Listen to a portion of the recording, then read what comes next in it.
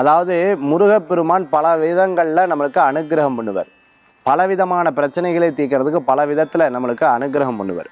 அந்த மாதிரி சிங்கார வேலனை நீங்கள் பிரார்த்தனை பண்ணின்றீங்கன்னா எப்பேற்பட்ட பிரச்சனையாக இருந்தாலும் தீர்ந்துடும். அதே போன்று தவிடு பொடியாயிடும். இது உண்மை. இதுக்கு எப்படி வழிபாடு பண்ணுறதுன்னு இன்றைக்கி நான் சொல்லி கொடுக்குறேன். அரளி பூ எடுத்துக்கோங்க. அரளி புஷ்பத்தை எடுத்துட்டு அழகாக நீங்களே கோர்க்கணும். உங்களுக்கு பூ கட்ட தெரிஞ்சால் கட்டலாம், இல்லைன்னா கோர்க்க தெரிஞ்சால் கோர்க்கணும்.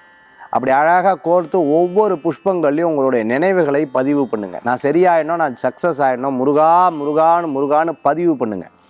புஷ்பத்துக்கு ஒரு பரீட்சை தீட்சைன்னு இருக்குது. நீங்கள் தொட்டு அது சுவாமிகிட்ட போய் படம் பொழுது உங்களுடைய பிரார்த்தனைகள் நிறைவேறிடும்.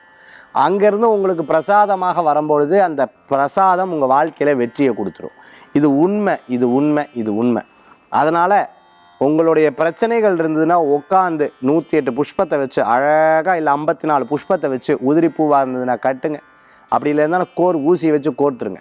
அப்படி கோர்த்து மனசார வேண்டிக்கோங்க. அப்படி வேண்டின்றல்னா அற்புதமான பலன். ஒருவேளை ஊசியில் கோர்த்தனா 2 பாலை விட்டு புரோக்ஷனம் பண்ணுங்க. பால் இருக்கு இல்லையா, பால் தொட்டு புரோக்ஷனம் பண்ணுங்க. இல்லைன்னா தண்ணியை தொட்டு கங்கா கங்கான்னு புரோக்ஷனம் பண்ணிடுங்க. புஷ்பத்தை கோர்க்கிறோம் இல்லையா, அதனால் சொல்கிறேன். அப்படி கோர்த்துண்டு சுவாமிகிட்ட வேண்டி சுவாமிக்கு மாலையாக சாத்தி நமஸ்காரம் பண்ணுங்க. இப்படி ஒவ்வொரு நாளும் பண்ணி பாருங்க. ஒரு மண்டலம் உங்கள் வாழ்க்கையில் ஒரு பெரிய மாற்றம் தெரியும். சிக்கல்களை தீர்க்கக்கூடிய சிங்கார வேலனாக உங்களுக்கு அனுகிரகம் பண்ணுவார் முருகப்பெருமான்.